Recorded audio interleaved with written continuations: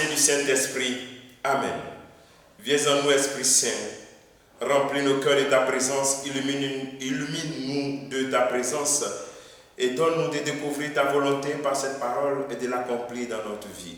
Ô Seigneur, envoie ton Esprit et tout sera créé et tu renouvelleras la face de la terre.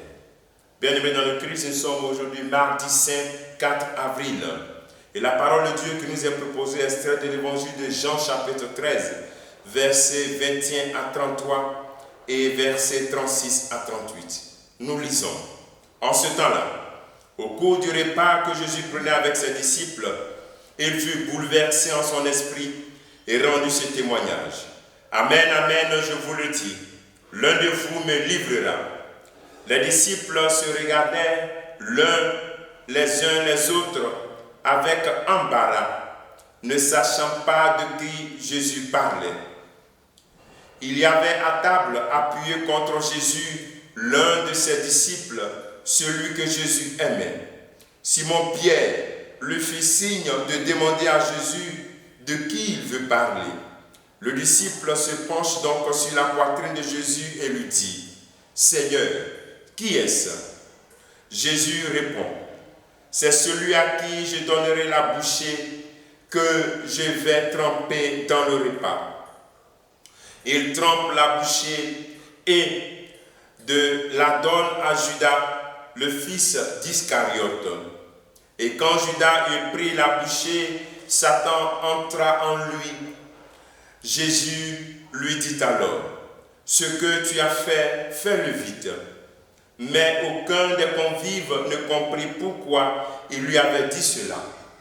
Comme Judas tenait la bourse commune, certains pensèrent que Jésus voulait lui dire d'acheter ce qu'il fallait pour la fête ou de donner quelque chose aux pauvres. Judas prit donc la bouchée et sortit aussitôt. Or, il faisait nuit. Quand il fut sorti, Jésus déclara, « Maintenant le Fils de l'homme est glorifié et Dieu est glorifié en lui. Si Dieu est glorifié en lui, Dieu aussi le glorifiera. Et il le glorifiera bientôt. Petits enfants, c'est pour peu de temps encore que je suis avec vous.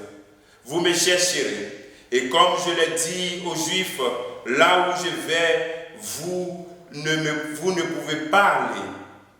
Je vous le dis maintenant à vous aussi. » Simon-Pierre lui dit, « Seigneur, où vas-tu » Jésus répondit, « Là où je vais, vous ne pouvez pas me suivre maintenant.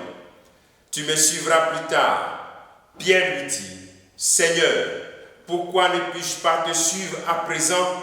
Je donnerai ma vie pour toi. » Jésus réplique, « Tu donneras ta vie pour moi? Amen, amen, je te le dis. Le coq ne chantera pas avant que tu m'aies renié 3 fois. » Acclamons la parole de Dieu. Louange à toi, Seigneur Jésus.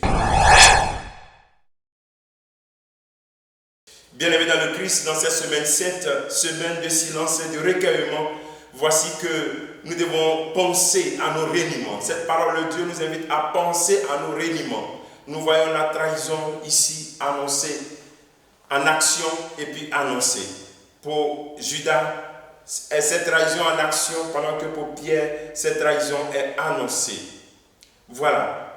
Aujourd'hui, chacun d'entre nous doit penser qu'est-ce qui se passe en Jésus-Christ lorsque moi qui suis un de ses proches, son frère, moi je suis un enfant de Dieu, qu'est-ce qui se passe chaque fois que je pêche? Jésus est bouleversé en lui-même. Ce bouleversement dont parle l'évangile, c'est l'expression, c'est l'état du Christ chaque fois que nous péchons. La laideur du péché, l'effet que cela fait en Jésus-Christ, c'est ce que cet évangile nous présente, ce bouleversement. En fait, il ne s'agit pas, nous sommes en train de mettre l'accent sur cela, que chacun d'entre nous pense à l'effet du péché dans la vie de Jésus-Christ. Il est bouleversé. C'est comme une trahison.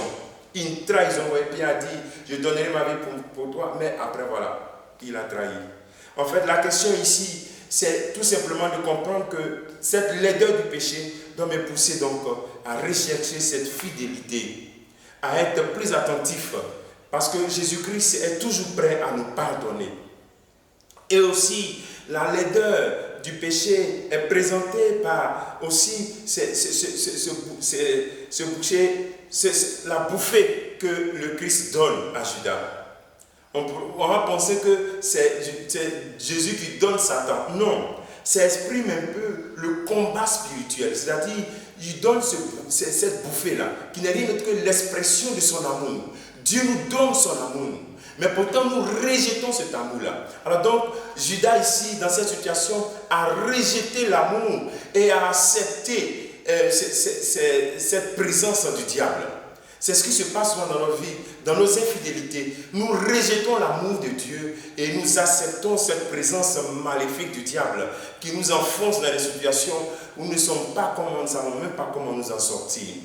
Alors en ce jour, essaie de contempler cette laideur du péché qui crée le bouleversement de Jésus-Christ. Comme à toi aussi, Jésus te donne cette bouffée pour te montrer qu'il t'aime. Alors donc, sachant qu'il t'aime, accepte cet amour-là. Ne dis pas non à cet amour pour laisser la trahison prendre le dessus. Combien de temps doit passer ma vie à trahir constamment Jésus? Il est bouleversé en lui-même.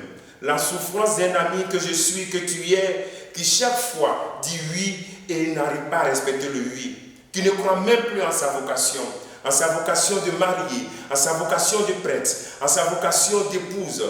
Or pourtant, j'ai dit oui au Seigneur. Alors, aujourd'hui, le Seigneur t'invite donc à laisser son amour prendre le contrôle.